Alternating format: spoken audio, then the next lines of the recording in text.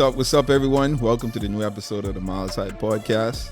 This is Miles Monroe Jr., your host. And as you know, on this podcast, the vision and goal for this podcast is to entertain, educate, and elevate you miles high above your fears, your doubts, and any limitations that you may think exist, always knowing that those limitations only exist in your mind. All right? So we got a good episode today. I'm really excited about this one. We get to talk a little business. As you know, this is one of my favorite topics to talk about. But for this podcast, we're going to be a bit more specific, right? I have a good friend of mine, someone that I've done some work with professionally. Then we've mixed in a lot of social circles and whatnot. But I wanted to bring him onto the pod to talk a little real estate, right? So the topic of this particular pod is we're going to talk a little bit of real estate. And for a bit more credibility, because, I dibble and dabble in investments in real estate, but I wanted to bring someone on who is actually in the industry and works professionally in the industry. So I want to welcome to the Miles High Podcast, Mr. Danny Lowe. Welcome, Danny. Welcome. Let's clap him up. Appreciate it. Welcome, Danny. Thank you for joining, man. It's an honor, honestly. No, honor is mine. When you first launched the podcast, I messaged you immediately like, bro, this is so cool and so helpful. So, for you to invite me as a guest and you feel like I could add value, I'm excited. Absolutely, man. I guess I'm appreciative that you accepted the invitation. Of course. Thank you so much. So let's get right to it, man. So I want to start with a little bit of your history, right? Because you didn't set out to be in the real estate industry, right? This is something that kind of evolved as you went through your studies at university, and right. You got into your professional work. So let's go back to you left the Bahamas. You're born and raised in the Bahamas. Bahamas. Yeah, I was born and raised there. So when I was completing high school, I kind of had the option of either to go to Canada, to go to the US, or, one of my closest friends, he was like, I'm going to China. I'm like, you going to China? He's like, yeah, I'm going to study trade in China. And it was like a bell just went off in my head. And I'm like, you know what? I think I'm going to do the same. So him and we set off 2010, went to Beijing, and I took up a Bachelor's of Economics in International Trade. And we both said, okay, we want to set up trading companies. So when I originally went over there, the intention was I was going to set up a import-export business. We're going to bring in containers from China to the Bahamas.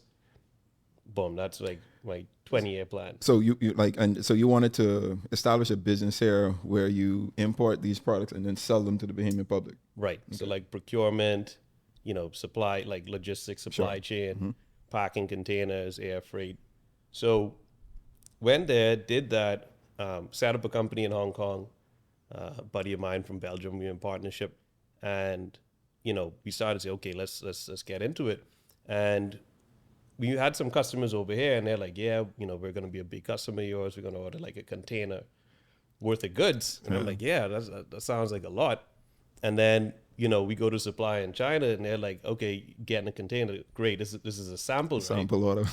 I'm like, no, this is like good for a couple of months. And they're like, no, like we deal with like 20, 30, larger 40 volumes. Containers. Yeah, I mean, those guys are shipping to big break bulk markets like Miami, Panama, Nigeria, these places. So anyway, that started to like fizzle out a bit. And in my travels, I ran into my former broker and, I was trying to actually promote the idea we were exporting solar.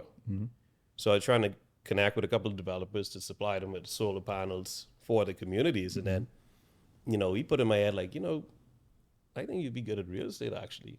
And I was like, real estate? I never even thought about it, to be honest. I was like, okay, I'll think about it.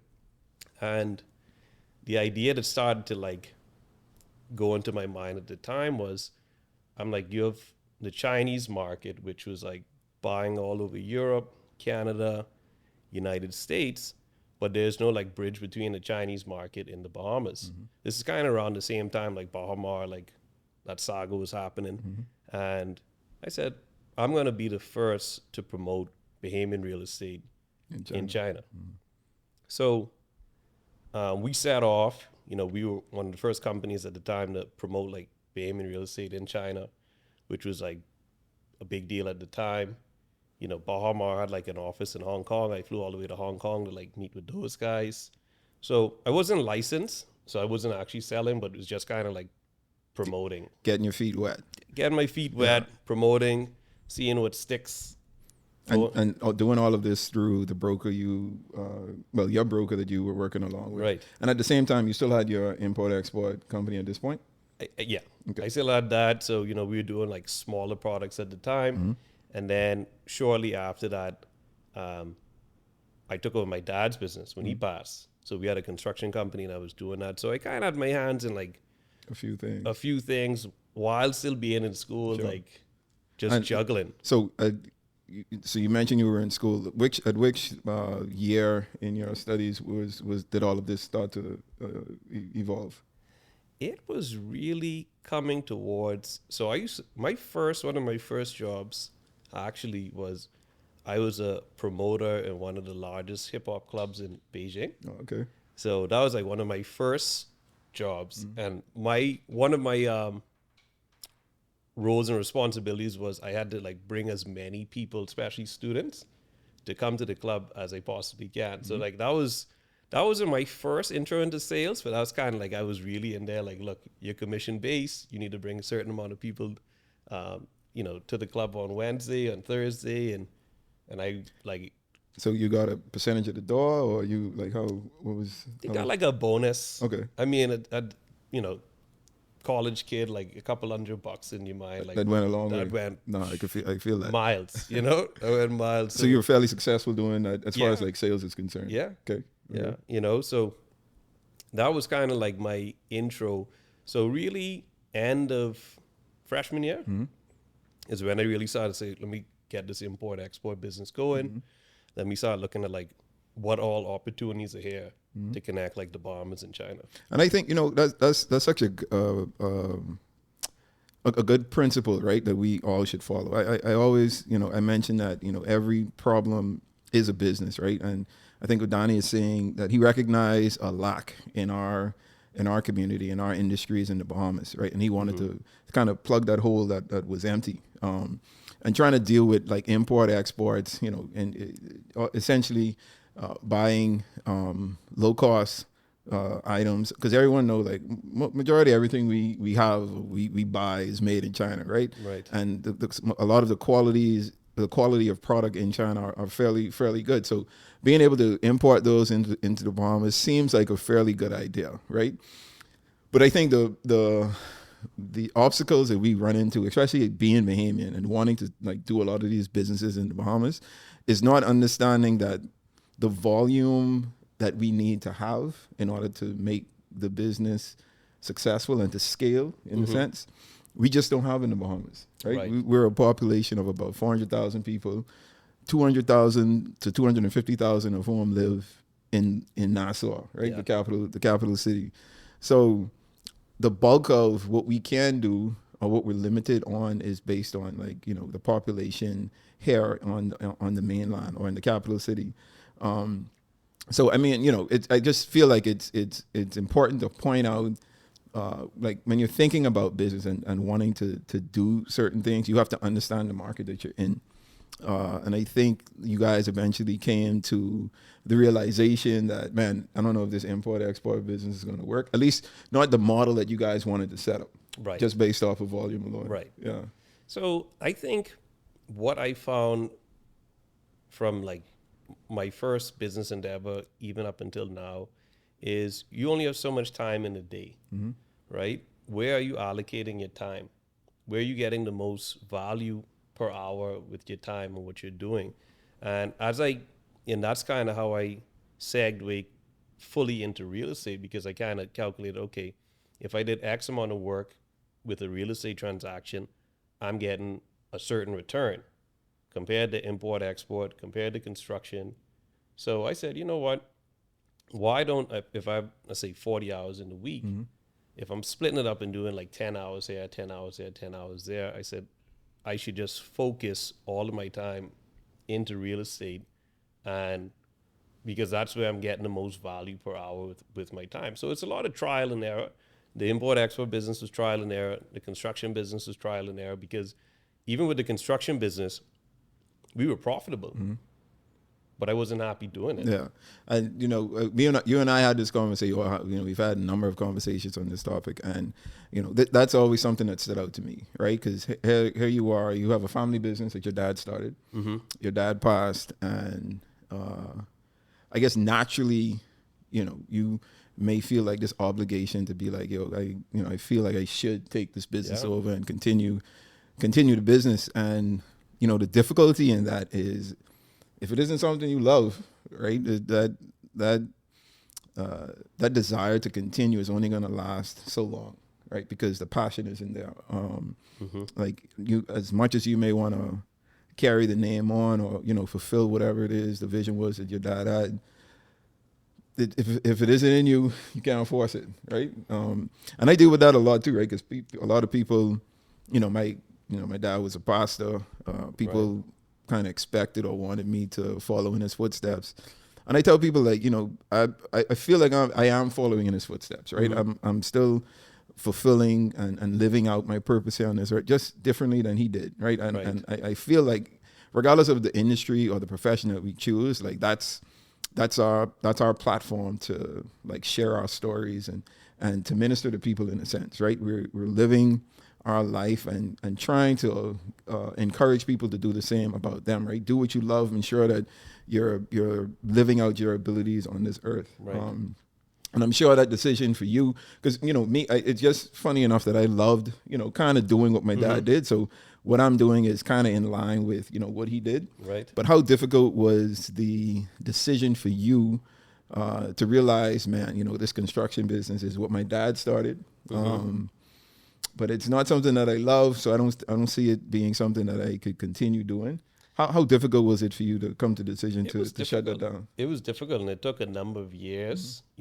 All the projects I went on, we bid in, we're getting the work, the stress, the time. And I think, something my dad told me that resonated, or it one day just kind of went off. He's like, look, if you're going to be a garbage man, be the best garbage man you could be, right? And what he was meaning by that was, as long as you're fully dedicated and showing excellence in whatever you do, that's what's important. So it came to a point for me, and like what you said, I'm like, I would honor him by fully investing in whatever it is I'm doing and being excellent at it, and also enjoying it. I'm sure as parents, you wouldn't want for your kid to not enjoy what they're doing for a career. Like, parents, like, you want your kids to succeed, and the part of succeeding isn't just making money. It's actually enjoying and waking up with that passion and purpose. Like, I feel like I'm doing something that's changing the world. I feel like this is my calling. I feel like, this what wakes me up, rather than, again, I'm like, oh man, No, that's such a great story, a part of your story, right? Because I'm sure you had, like, family members, or like your dad's friends and the employees that were in the construction company. I only could imagine, like, the jeers that they were throwing at you and being like, man, you come here and you just shutting down what your dad started. Like, what are you doing? And just the negativity behind that. But to be able to have that, that stick-to-itness, and to be like, nah, I'm going to take, everything that I learned through this process and through the business and with my dad, and just apply it to what I love. Exactly. And we're going to get there eventually, but things turned out pretty nicely for you. I think so. Can't complain, right? Can't complain, All right, so you shut the construction business down. Right. You shut the import-export business down. Yep.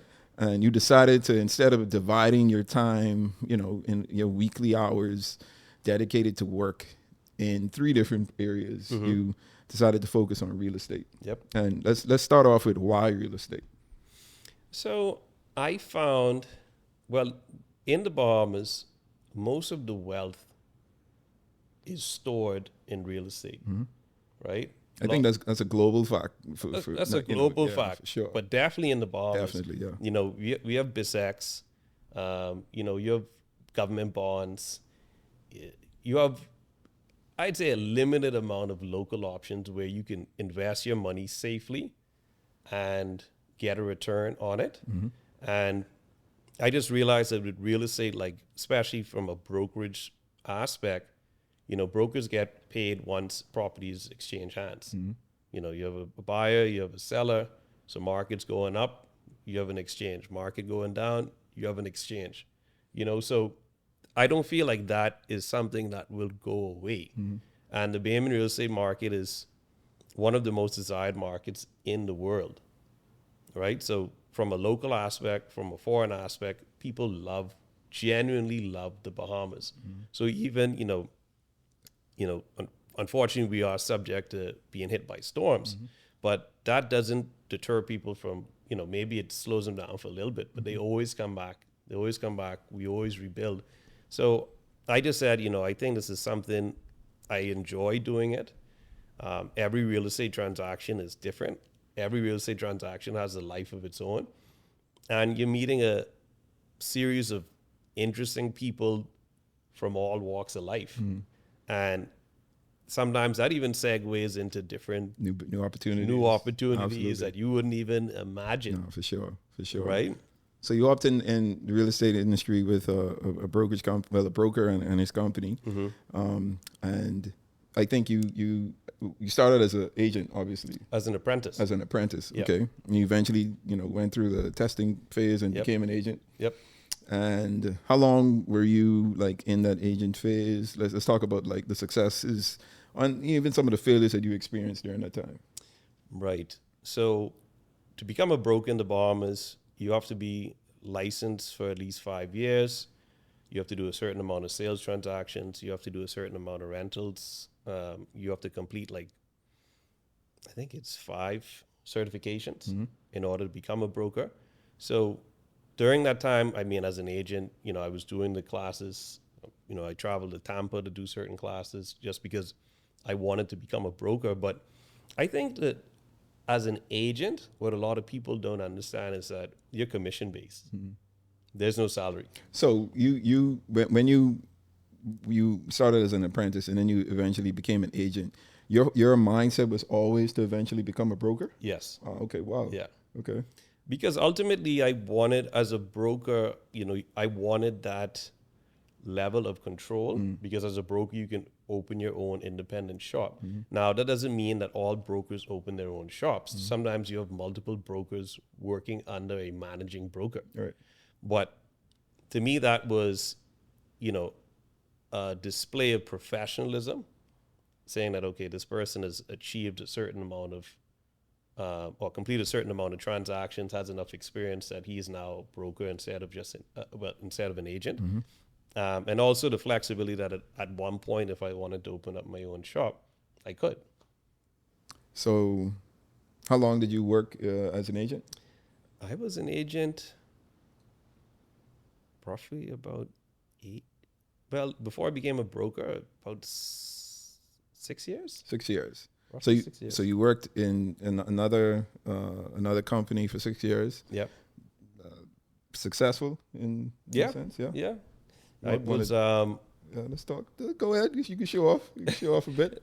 I was like top 3. There you go. Globally for the international franchise. I did pretty well. Did pretty good. I did pretty good. Yeah. There were some years that weren't as good. Let's talk about those though, because and especially in real estate, and I think the real estate agent industry or real estate industry on the whole, but specifically agents I feel like it's experienced a boom in the last year or two, especially in the Bahamas. Yeah, I've seen like a lot of individuals who weren't in the industry before, have gotten into the industry now. And I think it's because they see all of the success and the opportunities that are in the industry. But I want to talk about like those, because being an agent is so commission based. Like if you don't sell, you don't make money, right? Simple So said. let's talk about like, you have a successful period or a successful year, But talk about those times when you weren't so successful, or you just, there was a lull in the business or in the industry. How did you manage yourself through that? So you'll find that as a good agent, a good broker, you have to wake up every single day and treat it like a business. Every single day, you time block, you allocate a certain amount of time that I'm going to make calls. I'm going to run certain marketing campaigns. I'm going to prospect to get certain leads, listings.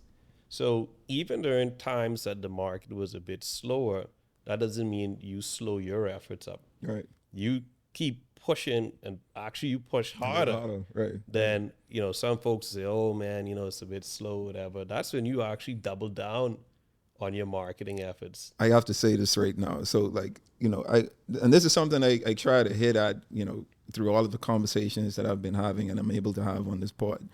We all go through seasons in our life. Life is very seasonal, right? And we have our seasons of success, but there are those times where we experience seasons of being stagnant or seasons of failure, right? A lot of times the response may be to man, just quit and just be like, man, I want to give up. But those are the periods where you need to push harder, right? You lock down and you double down on all of your investments, your educational investments, your professional investments. You double down on things that could, feed your professionalism, feed your personal development, and feed your spirit, man.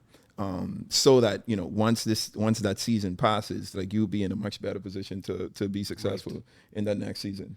There was a moment, I'll tell you, there was moments early on in my career where I questioned, am I doing the right thing? Absolutely. Am I in the right business? Did I make a mistake? And you kind of mull over because it's commission-based and it's a little bit slow. I was just starting off. I'm like, wow, this is tough. And that subsequent year was my best year by 3 times, 4 times during that period. Right. So it just was always a reminder to me, you got to hang tight. Absolutely. You got to hang tight because opportunities are, especially if you can't. One thing I always tell my team too is I don't sit down and wait for my phone to ring. Never. I'm not sitting by the phone hopefully it rings. I'm going out there every day, pounding the pavement, trying to make things happen. No, for sure. And things, if you plant the seeds, you're going to get trees and you're going to get fruit. Check. Hey. Yeah. Funny you said that. That's just, that's seed, tree, fruit, that cycle, that season, that's a staple on this part. And, Danny and I haven't had this conversation prior to this particular sit down, but the fact that he's saying it hopefully it resonates and solidifies the importance of planting seeds, the importance of putting yourself in the right environment and giving yourself the necessary nutrients, additives that you need to feed yourself, to feed your life, to feed your dreams, in order to see the success of it. That's important, man. It's just ironic that you say that. And looking at Drew, he and I know, because that seed, tree, fruit thing, that's real, bro. That's real. And it's tough sometimes. You go in there and you're watering the seed and you don't see anything happening. Yep, You're like, man. But little do you know that seed is in the soil, right? And everything is happening underground, right? Like you say, you planting those seeds, you making those calls, and you feel like, man, that call wasn't productive just now. But a couple of weeks, couple of months later, you get a call from that person, and things happen. That's how it works. And the thing is, so I'm about to close. We still a couple of weeks out, but it would be my 200th transaction. Wow. So I've done 200 deals locally, and the funny let's thing clap about that. Let's clap that up, dog. Congratulations, bro. Congratulations. The funny thing is, that guy, the person who's doing the 200th transaction with me, he was my first transaction. Oh, wow. And it was a rental on Cable Beach.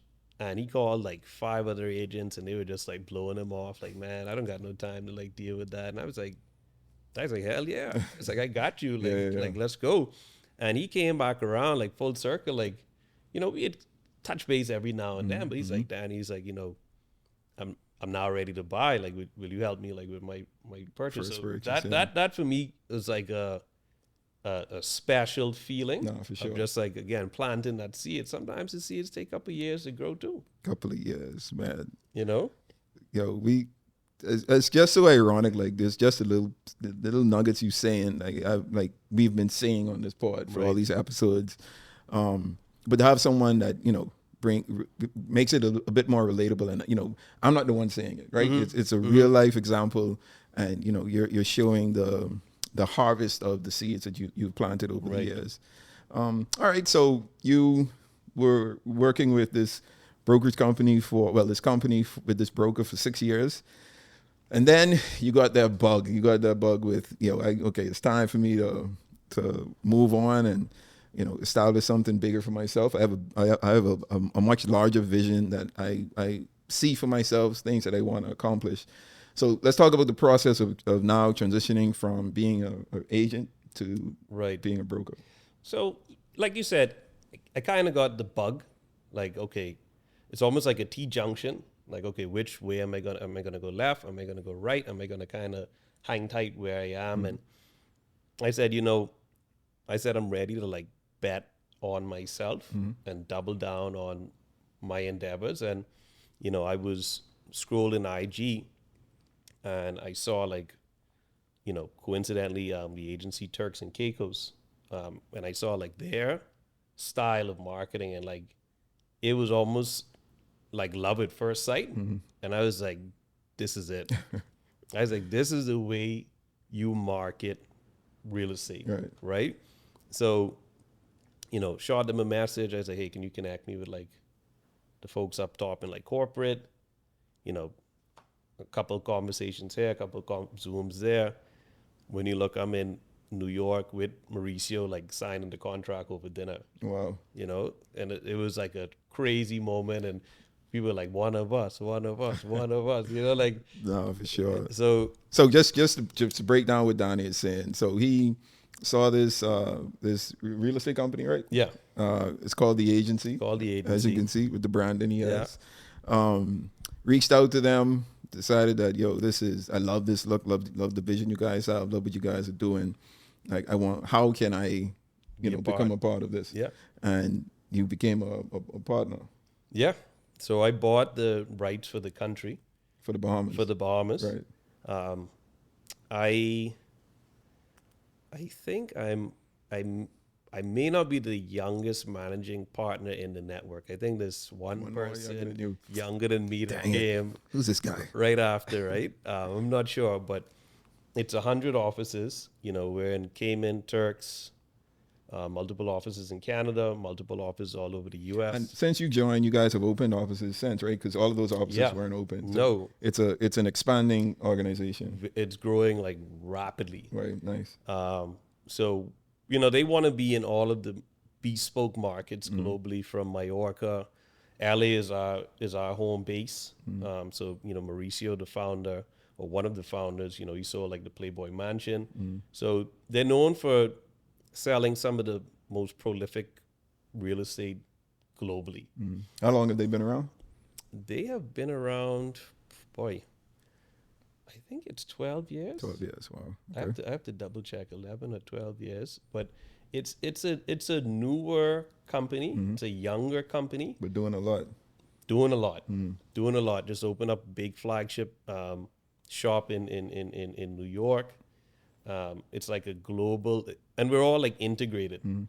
So, you know, I could message Mauricio like now. I could message the team in Mallorca. I could message the team in LA. It's like, you know, it sounds like a little cheesy, but it's like one big family. Absolutely. You know, and it actually works that way. So when I did it, I said, look, you'd be surprised, especially in the high-end luxury market, how close-knit, like you're only a couple degrees of separation away from someone else. Sure. So that person who has that ski house in Aspen, they're going to know the guys in like Albany.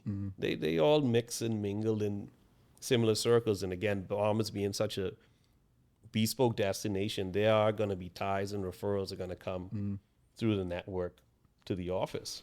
So how difficult was it for you to move from being under someone, right, and not really having a bulk of the responsibility to now being a managing partner in this organization, the agency, and having essentially all of the responsibility, right? Everything falls on you with this particular location. Very difficult. Very difficult. You know what it is that I think people underestimate is the administrative work aspect of it. As simple as I was like, I need an office. Then you get the office and like one day, like you're in the office and you're like, wait, I don't have a fridge. Right? Like certain things you didn't have to worry about. You didn't before. really think about before, Yeah. but you need all of these things to happen for you to have a successful brokerage. Training staff, bringing on additional agents as team members, working with them. Everything kind of falls under your purview as the broker. So my shoulders had to become a lot broader to take on the weight of handling like everything that was in front of me. But you actually do get, as you build your systems, then your systems help you. Sure. So then you're building on, it's like building blocks, like you're building on what you've built, and then you keep building on top of it, you keep building on top of it, you keep expanding, you keep expanding. So now we have a system in place, and we're able to take listings, launch listings, market. We have campaigns, marketing campaigns in place. Like it's not running itself, but it's definitely running. The system is there. The system is there now. Sure. The coffee machine is there. Sure. Like these little things that we don't think about. We don't think about, necessary. but they're necessary sure. in running a business. Yeah. So, we have been open about 1 year. So let's talk about that. Been open a year now, so you're fairly new. Yeah. But let's talk about the success that you've had. Now, I like to talk numbers. You could talk broad numbers, nothing specific. But I want people to understand, the success that you've had, but not necessarily because of you've been chasing it. It's just because of the seeds that you've been planting. So let's talk about the success of the agency Bahamas. So we have close to $70 million in listings. Wow. Our team started with just me. Now we have one full-time employee, and we have 5 agents. So basically all of my target markers that I was aiming for, we've accomplished for year 1. Wow. Okay. One thing I do feel as a part of like our success is not much places even when I walked in, he's like the agency, like, somehow, some way you're seeing it. Yeah. And a real estate company is a marketing company with knowledge on real estate. Right. So my job, if you hire me, is I'm supposed to I'm supposed to advise you, but I'm supposed to expose your property to as many people as I can, especially qualified people. So the more eyes that you're seeing on the brand, like I see the agency, I see it. I say, okay, that means we're doing our job in marketing and getting ourselves out there. And we're obviously realistic. You have some of these other brands that have been around for 100 years, 70 years, we're year 1. But I feel like we've done significant work in our first year, So I want to talk about let's get a little devious, right? Yeah. So you talk about these other organizations, the other real estate companies. I'm sure it's a competition. I'm sure you guys work together, because there are co-brokerage that's happened and everything. But how is the competition? I guess in for your knowledge in the Bahamas, right? With all of these different agencies, all of these different companies. It's only so much real estate that are available. Like, is there competition? Is the competition levels? Is it high? Is it competitive? Is it treacherous? How is it? I think one of my colleagues is like real estate is like a contact sport, right? It is highly competitive. You are typically, if you're in the luxury space, if someone is calling you or you get into the table, they are going to talk to probably 2 or 3 other agents as well. That's just natural. So you have to convince them to see, why are you like the best fit for the job? What are you going to do for me and my property that's going to be different than the other folks? So it's really about being creative in our marketing campaigns and our listing presentations, why we are getting certain listings over other firms, as well as the level of enthusiasm that I think the brand has and brings that we're proud of, that we're like, you and your property are the most important thing to us. You are VIP client number one. Like, we're not just going to get your property listed and then push you to the side and kind of wait and let it happen. No, like, you have me on speed dial. You're getting weekly updates. We're all in it for you. No, for sure. Sure. So, been open a year now, had a successful year. Right. So, tell us how the next, 5 to 10 years look for Agency Bahamas. So, we want to hit certain sales targets. We want to be getting to $75 million a year in sales, $100 million a year in sales, $150 million a year in sales, $250 million a year in sales. And some good numbers. Yeah, it's achievable. Yeah. It's a lot of hard work, but it's achievable. And that's kind of where we want to aim. We have a private island listed for sale. We want to participate in the private island market. We want to participate in the development market. And I think for me, that's been somewhat of a passion, because there's so many young professionals here in the country that reach out to me like every single day. And, they want a nice townhouse or condo in a desirable area that they can afford. And they ain't got to sell their arm and leg for. Yeah, and it's like it's a gap in the market, because obviously when you're in development or construction, you're doing it to make profit. Let's just be honest about the situation. And it's hard to make a profit and be able to sell a product that's really nice and it's still affordable. Like, these 3 things happening at once is tough. So, we're talking a couple of players now that are looking to hopefully to do some more projects like that. And we'd like to be their like sales team, so a couple of these developments. So that's something I'm hoping over the next year or 2 that we can get off the ground. Sure. And continue our efforts of, expanding our brand. I would look at opening an office in another island or 2, especially like a Luther. Luther has like a special place in my heart. So just as we grow, that's something I'm like looking at.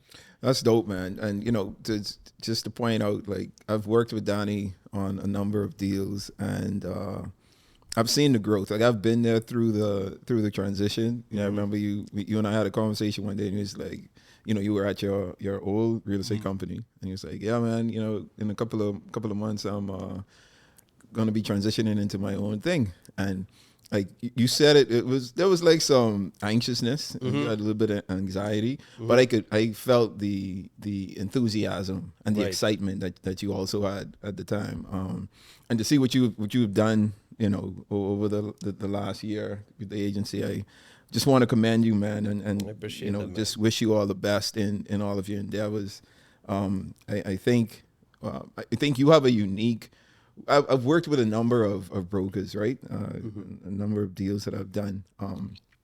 And I think for you, like us working together, I like your approach, right? Because you have brokers who could become pests at times, right? And they just like constantly call and like almost antagonize you to be like, yo, let's do this, let's do that. There's all of these different opportunities. And it's like you kind of take a subtle approach, and I appreciate the subtle approach. Now I know there may be people out there who appreciate more of the aggressive approach. But I like your subtleness and the advice that you give, right? Because I may have some opportunities come up that Donnie isn't affiliated with in no way, but I'm able to call him and be like, yo, I want to run this idea by you, and he gives me his honest honest advice. And you know, we sit down and we actually like we bust down the numbers and be like, yo, Donnie, like, I don't think this makes sense. Like, you have to make this make sense. And he takes his time to be like, okay, you have to look at it like this and like that. Right. So, you know, I think that's a unique gift that you have, man. And you know, don't lose that, because I think that helps, especially like, you know, young investors out, right, who may not be thinking of the entire picture when it comes to real estate investment.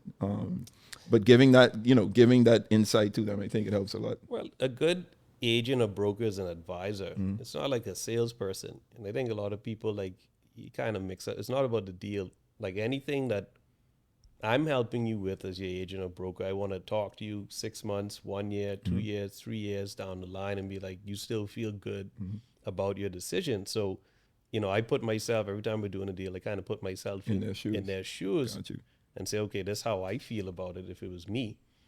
And that is true, because, you know, you do kind of tackle it from, you know, if I was involved, like, this is what I would have done. Right. Yeah. And lay out the pros and the cons. Sure. Like, in some of the matters we dealt with, I said, these are the pros, but these are the cons. No, for sure. You know, like, let's not shy away from it, but you kind of weigh it up and you write down your list and you say, okay, how does it compare or stack up against one another? And if it's more pros, then you're like, well, you know, you're like, write it up, Danny. For sure. For sure. Let's get it done. No, man. So I you know, I'd be remiss if we didn't have a conversation about some actionable items, right? So I want to talk about two things. The first thing I want to discuss is someone that's interested in getting into the business of real estate, interested in becoming an agent, interested in becoming maybe a broker one day, owning their own brokerage company. A real estate company. What advice do you have to those individuals? I know we kind of mentioned some of them, you know, early on in our discussion, but what would you advise them? Like, where should they start? What could they do to, first of all, get into the business and then become successful in it? Well, it's all about mentorship. I had good mentorship. You know, you want to get in with a brokerage where you feel like that broker is going to take his time and teach you and show you the ropes. You want to learn good habits. You know, so your brokerage you're with typically is kind of how you're going to form your style. And then you do the apprenticeship. Now, the tricky part is, obviously, you know, certain brokers only have so much bandwidth to take on so many apprentices at a time. So sometimes you do kind of have to shop around and approach a couple of folks, and, you know, got to be patient. Got to be patient as well, because sometimes the spot will be open. Sometimes you might have to wait a little bit. But a lot of times what I tell folks, like, a lot of real estate is marketing, but a lot of it also is your network. Thinking about who you are in contact with. So some folks would be like bankers, and then they transition to real estate. They've been lawyers, and they transition into real estate. So you also have to think, not to limit yourself, but you also have to think before getting into the business, like, where is my pool of buyers coming from? Where is my pool of sellers coming from? Right? Like, you have a team member that lives in a building on Paradise Island, right? We now have the most listings out of any other firm in that building. A big part of it is he lives in the building. Right. You know, so based off relationships. Off a relationship. So it's an organic, it's organically coming because he lives there. So it's just something I like people to think about before saying, I want to jump in. And what about, like, what could they do from an educational standpoint to learn the business? So there is a entry licensing exam that happens twice a year, sometimes 3 times a year. You would have to be sponsored by a broker to take it. I don't remember the cost right now, and I know it went up. But, you know, from that point of view, you can see if you can take the exam. Other than that, there's a lot of great educators. Tom Ferry, Ryan Serhant, you know, our founder, Mauricio Umansky. They have books. They have podcasts. They have YouTube channels. Like, there's a lot of good nuggets and tips you as a successful agent or you know, agent to be could learn just from studying what the greats have done before you. Right. Myself, I read all their books. I listen to the podcast. I want to see what tips and tricks and what they've done that's worked for them. So you being non-licensed, that information and is all free, and you have access to that like anytime you want. Sure. So never stop learning. Never stop That's learning. what I'm hearing. Yeah. Never stop learning. For sure, man. So that's I feel like that's great advice, and not only for persons wanting to jump in the industry in the Bahamas, Right. but I think anywhere you are, right, wherever you live, whatever country you work in or you want to work in, I just think this advice can apply to any of you out there. So appreciate that, Donnie. So the second thing that I wanted to tackle is someone that is interested in investing in real estate. So real estate investment, right? Not Right. necessarily working in the industry, but wanting, they may have some cash, that's readily available to them, and they want to invest that cash. What's your advice on the different investment opportunities that are available in real estate? So step number one is, unless you're buying it all cash, you need to go to the bank and talk to the bank to see what you can borrow. A lot of folks kind of like skip that step. They want to go to the agent first or whatever. Like, go to the bank. You might be pleasantly surprised. Talk to them and see what your buying power is. That's step one. Step two, that's something I learned. Read the news. Read the news. See what's happening. Follow the trends. If you look now, let's talk about the south of the island. You have Albany looking to expand. You have Adelaide Beach Club that's on the table to be launched. You have Windsor Lakes. All of these things are in the southern part of New Providence. So in my mind, if I have these, hundreds of millions of dollars worth of development, okay, that's a little indicator for me, like, around this area is being developed, I may be able to, what's going to happen with the staff that need to live around that area. From the contractors to the nannies to the young professionals that work at these places, like, you kind of think what makes sense, right? What the needs are. What are the needs? Right. You also look at market trends. So, okay, Venetian West, they launched another phase of 2-bedroom condos. Those all sold out, and they were like $450,000 a pop. When Venetian started, I think the 2 beds are like $289 or something like that. So you're seeing a climb in the demand for, Western 2-bedroom condos, and that demand is not diminishing. Sure. It's not going anywhere. Everybody wants to be West, or a lot of people want to be West. Yeah. Another thing is gated communities. Like, you follow the demand. Yeah. You follow the demand. And I think that, I guess it's the same in any area of investing you want to do, right? Yeah. You see what's happening in the industry. You follow the trends in the industry, understand what the big players are doing. So these essentially would be those large developers focusing heavily on the southern part of the islands now with all of these new developments, and figuring out, okay, how, like, what plays can I make to afford me to be able to benefit from these new developments that are coming about. Exactly. Makes sense. That's the way I like to look at it. And then do your homework and study the numbers so you could follow historical data and see what's happened in this area over the course of 3 to 5 years. Yeah. Prices going up, prices staying the same. If you're doing a short-term rental, or you're looking to do a lot of people reach out and say, oh, I want to do short-term rentals. You should study on Airbnb and these other platforms. Okay, if I had a 2-bed in a certain development, what are they renting for a night? You can kind of look at the calendar and see how many nights are really booked out, right? What's your average utilities? Kind of think about what is your net number after you pay your homeowner association fees, real property tax, manager, or if you have someone managing your property, like, run all of the numbers, and also run the numbers as if you're gonna have slow periods. For sure. So run them at 50%, 60%, whatever. Do all the different. I say this recommendation a lot as well. Like, do the math. Like, doing the math is so important when it comes to like investments or the possibilities of investments, right? You, like Donnie said, you go through, okay, here's what the investment is.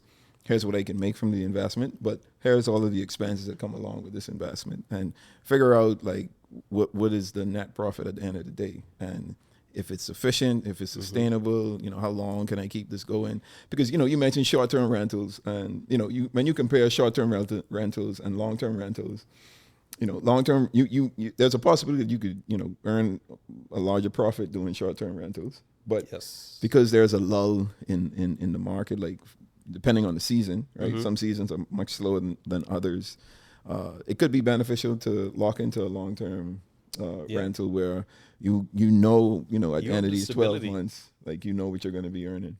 So even with one of my properties, like I converted from short-term to long-term, the return may have been slightly less, but the stability of having a consistent tenant month over month, year over year, proved to be more attractive because it didn't require as much maintenance. So less headache. You're dealing with one person. For sure. I had folks come and they're like, "Hey man, like, why isn't the pool heated?" I never said it was heated.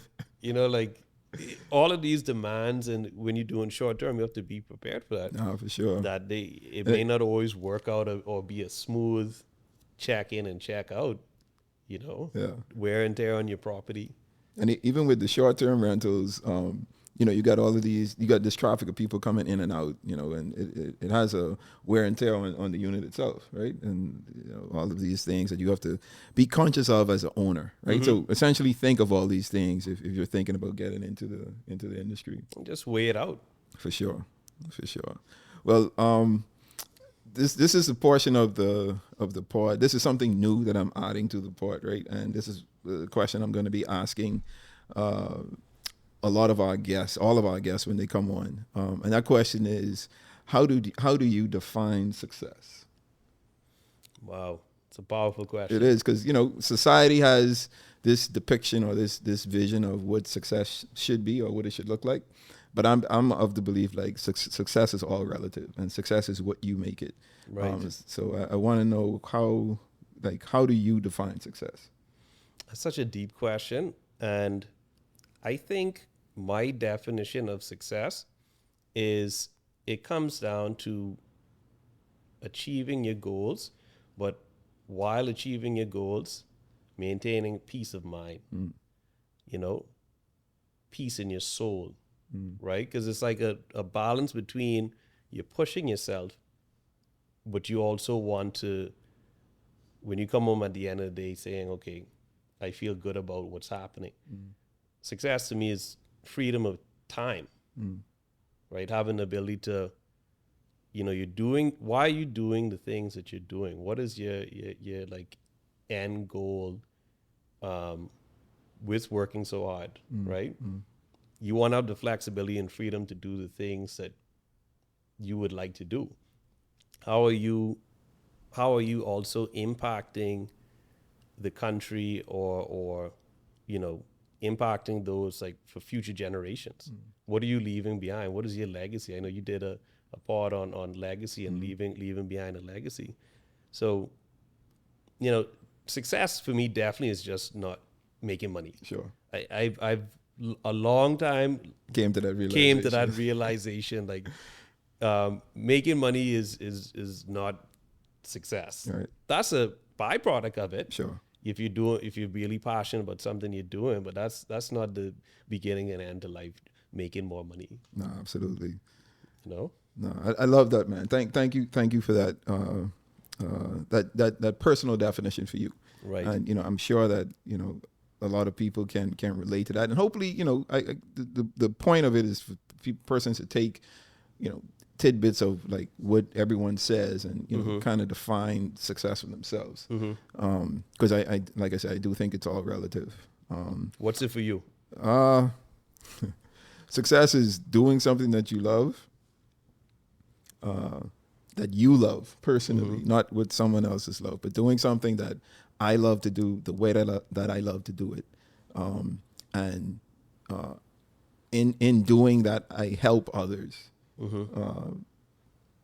I help others with something. So for me personally, it's helping others really discover and develop themselves, right, on a professional level, personal level, and a spiritual level. So that's what success is to me.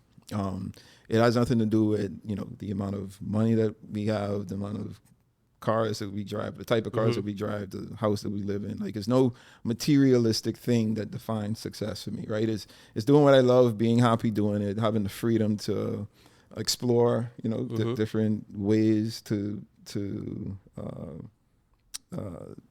divulge my desires, my wants, my purpose in life, learning new things. All of these things I use to define success. And for me now, when my team members hit certain milestones, that feels like success to me.